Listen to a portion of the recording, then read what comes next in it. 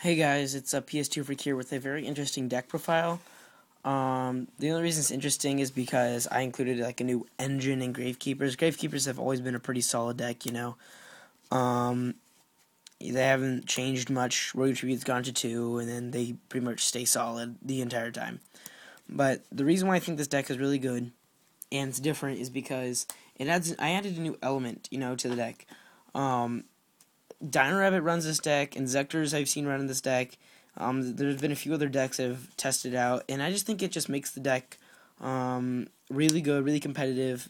Probably not tier 1, but just still a really, really good deck. I played 2 Gravekeeper Spy. I had to take Gravekeeper Spy down to 2. I go through my deck very quickly a lot with the triple recruiter, and sometimes I don't have enough targets left for Spy, and I just feel Spy's good to get another Spy, or Spy's good to get one of my 2 Descendants, or to get a 2100 beater. But beyond that, for this specific deck with these specific tech cards that I'm going to show you later on, just change the deck dramatically. 2 Descendant, I had to cut this down to 2 as well. I had to cut Descendant down to 2, Gravekeepers, Spy down to 2, and Gale out completely. But 2 Descendants all you really need. 3 Commandant, you have to search for Necro Valley. The sooner you get Necro Valley on the board in this deck, the sooner you're going to win. It's just really good.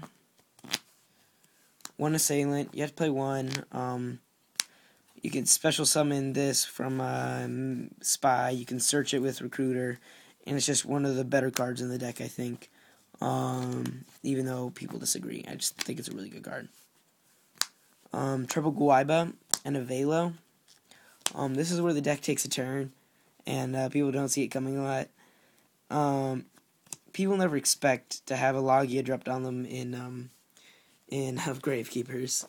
I don't think anybody else has tried this that I've seen, and from what I've tested so far, it's just really good, because the sooner you can go into, one of your big beaters right here, Dolka, which, if you bring out Dolka in stack and have enough back row, have a Starlight or something like that, and just have enough oomph to get past that, Dolka just takes care of the format and just noms it and just eats it all up.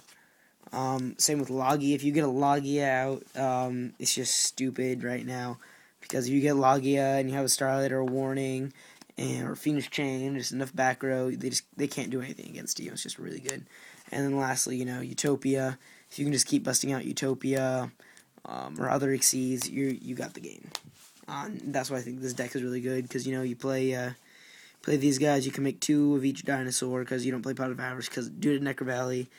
And I play 3 3 Forbidden Lance to get these guys to attack and to protect all my monsters. And I just think 3 Lance is what you have to play right now. It's just really good. So yeah, 3 Lance, gets the other opponent's monster attack down, protects my monsters, and that's pretty much it. Triple Duality, even with the Guaiba, even though you special summon more than usual, Duality is still really good. You have to play it. Triple Necro Valley locks the whole format down. I've had a few times when I've had double Lance, a Guaiba, like a Necro Valley, something like that, and I'll just go, and as soon as I get Logia and Necro Valley on the board, it's just really hard for anybody to get over it for whatever reason. I don't know why. They can't play Monster Reborn, so that's the one card out that Logia doesn't have to negate. Really, the only thing Logia has to negate then is MSTs, and that's all it has to worry about, because everything else Necro Valley takes care of. Graveyard-related Insectors, it doesn't matter. Banishing for BLS, it doesn't matter. So, Necro Valley just puts in work. 2 Stellae, I had to take it down to 2. I was playing 3, but since this isn't pure Grave Keepers, I took it down to 2. The obvious card, 2 Royal Tribute. Card's broken if you can drop it on people first turn, so yeah. And then that's also, I was still wanted to play Royal Tribute, so that's another reason I had to take out the Spy, and 1 Spy and 1 Descendant, and the Gale. And I also took out Allure, because Allure's good, but I dropped my Dark Monster count down 3, so I just felt it wasn't needed. But you have to keep the monster count low still, so you can drop Royal Tribute efficiently. 1 Dark Hole, I just feel it's really good out, and you need it in all decks. And 1 Book of Moon, it's just a really good card overall. 1 Solemn Judgment, you have to play it, protect your back rows, protect your field. 2 Warnings, gotta stop monster summons. 1 Torrential. Now the reason for 1 Torrential, a lot of times I don't want to wipe my field. Sometimes I'll be setting up with Loggy already. I'll be set up with some other card, and I just don't want to get rid of it just to get rid of my opponent's field. I mean, I play the full complement of Fiendishes, and that just seems to deal with most of the format, so I don't need to worry about Torrential, really. Double Mirror Force, double Dimensional Prison. The card is just really good. Sometimes I have a problem with Rabbit, sometimes I don't. It depends who goes first. If they get Loggy out first, it's hard for me, so I have to play a lot of monster removal in order to try to come back. Yeah. I play one Mirror Force because the card's really good. Helps deal with Rabbit, helps deal with other decks. Yeah.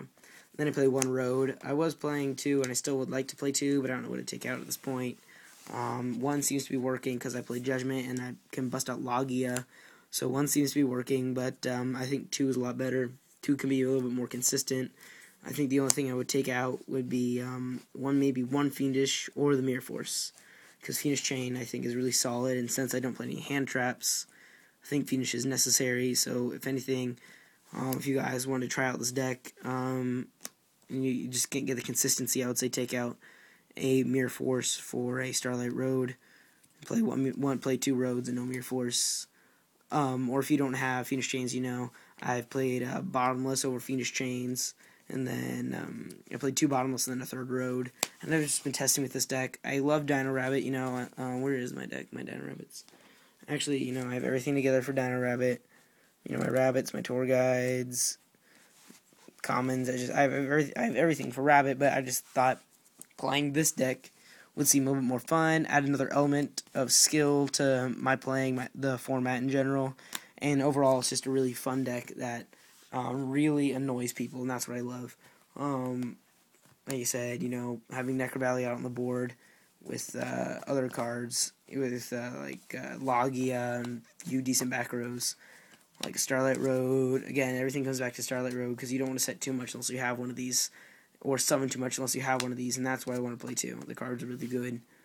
I had a Logia on the board with no materials, and I went ahead and made a Dolka, and the guy went Torrential, and I chained my Starlight Road face down, and summoned out Starless, and he scooped, even though it was still 8,000 to 8,000 or something like that, because all he did was keep setting because he got a bad hand, but it was just stupid. He couldn't deal with a Dolka, Road, and 3 back rows.